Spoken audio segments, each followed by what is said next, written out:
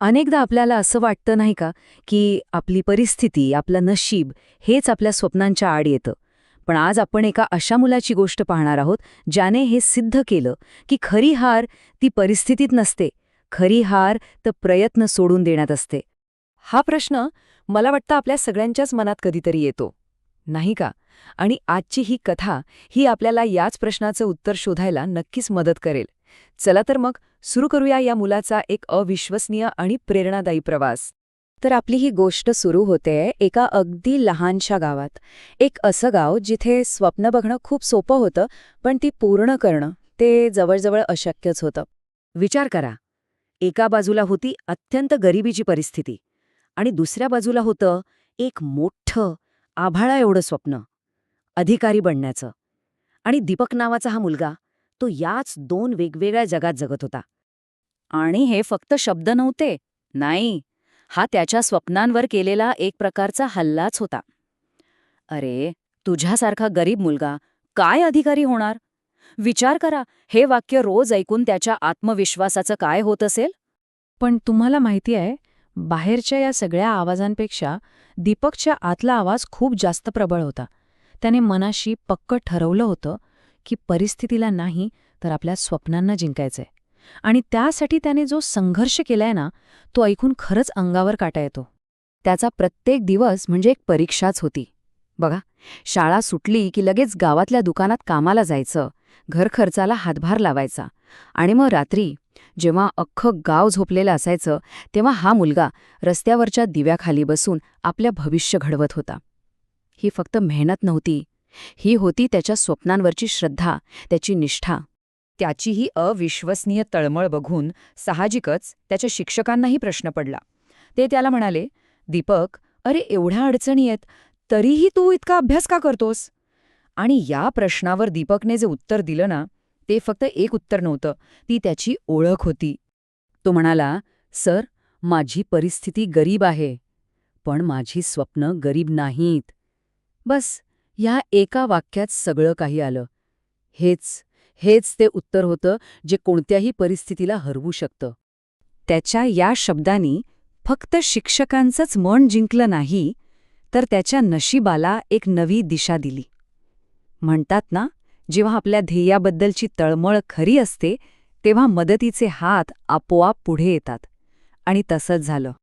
पण तुम्हाला माहितीये, यशाचा रस्ता कधीच सरळ नसतो. दीपकच्या प्रवासात सुद्धा एक असं वळण आलं जिथे त्याचा आत्मविश्वास जवळजवळ तुटलाच होता. जरा विचार करा, कितीतरी वर्षांची मेहनत, रात्री अपरात्री केलेला अभ्यास, मनात जपलेली ती स्वप्न, आणि ह्या सगळ्याचा निकाल काय? तर अपयश. हा फक्त परीक्षेचा निकाल नव्हता हो, हा त्याच्या अस्तित्वावर झालेला एक मोठा आघात होता. आणि मग काय? ज्या गाववाल्यांच्या बोलण्याकडे तो इतके दिवस दुर्लक्ष करत होता, तेच आवाज आता अजून जोरात घुमायला लागले. "आम्ही तर आधीच सांगितलं होतं, हे तुझ्याच्यानं होणार नाही." या शब्दांनी त्याची निराशा आणखीनच वाढवली. पण म्हणतात ना, खरा विजेता तोच जो पडल्यावर पुन्हा उठतो. आणि इथेच दीपकची खरी ओळख पटली. थोडा काळ तो निराशेच्या अंधारात होता, पण मग त्याने ठरवलं, हे अपयश माझा शेवट नाही, ही तर माझ्या यशाची पहिली पायरी आहे. त्याने आपल्या अश्रूंनाच आपली ताकद बनवलं आणि तो पुन्हा एकदा नव्या जोमाने उभा राहिला. आणि मग मग सुरू झाला त्याच्या प्रवासाचा तो सर्वात महत्वाचा टप्पा. एक असा टप्पा जिथे त्याला स्वतःला सिद्ध करून दाखवायचं होतं.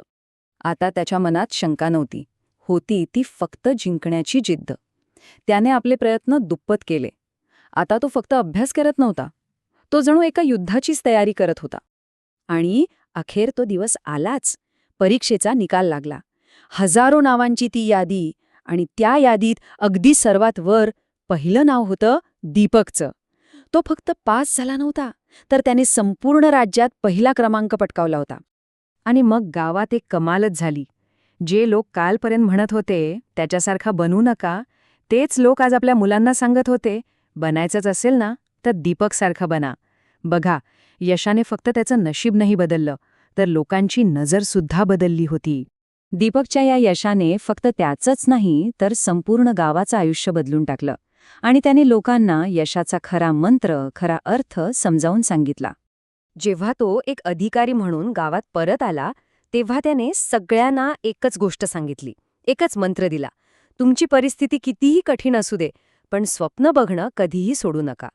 त्याने यशाचं रहस्य फक्त 3 शब्दांमध्ये सांगितलं. ते शब्द होते मेहनत, चिकाटी आणि आत्मविश्वास. तो म्हणाला की जर या 3 गोष्टी सोबत असतील तर जगातली कुठलीच शक्ती तुम्हाला हरवू शकत नाही. तर मग या संपूर्ण गोष्टीतून आपण काय शिकतो? की खरा अडथळा गरिबी नाही, लोकांचं बोलणं नाही किंवा आलेलं अपयशही नाही. नाही, खरा अडथळा आपल्या आत असतो आणि तो म्हणजे हार मानण्याची आपली वृत्ती. दीपकची ही गोष्ट खरं तर आपल्याला एका आरशासमोर आणून उभी करते. जर हार मानणं हाच एकमेव आणि खरा अडथळा असेल तर मग आता आपण सगळ्यांनी विचार करायला हवा की आपण आपल्या स्वप्नांच्या मार्गात नेमकं कोणता अडथळा उभा केला आहे.